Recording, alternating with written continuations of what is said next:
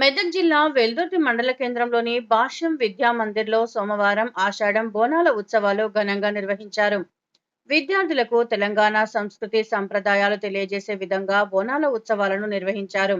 మట్టి కుండలో నైవేద్యం తీసుకుని తలపై బోనం పెట్టుకుని పోతరాజుల విన్యాసాలు, శివసత్తుల పూనకాల మధ్య విద్యార్థులు బోనాల ఊరేగింపు నిర్వహించారు. సాంప్రదాయ దుస్తులు ధరించిన విద్యార్థులు బోనాల ఉత్సవాల్లో పాల్గొన్నారు. అనంతరం ఎల్లమ్మ దేవాలయంలో అమ్మవారికి నైవేద్యం సమర్పించి మొక్కులు తీర్చుకున్నారు. వెల్దుర్తి భాష విద్యా మందిర్లో ఆషాఢ మాస సందర్భంగా అమ్మవారికి బోనాలు చేయడం జరిగింది.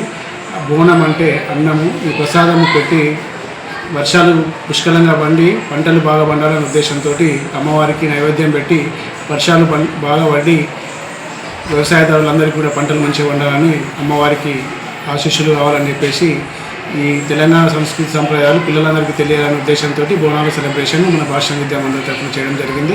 అమ్మవారికి అందరూ కూడా సుఖ సంతోషాలతో ఉండాలని, ఆయురారోగ్యాలతో ఉండాలని వేడుకోవడం జరిగింది. భాషా విద్యా మందిర్ నుంచి ర్యాలీగా బయలుదేరి అంబేద్కర్ చౌరస్తా నుంచి ఎల్లమ్మ టెంపుల్ వరకు వెళ్ళి అమ్మవారికి నైవేద్యం సమర్పించి ఆమె ఆశీస్సులు తీసుకోవడం జరిగింది.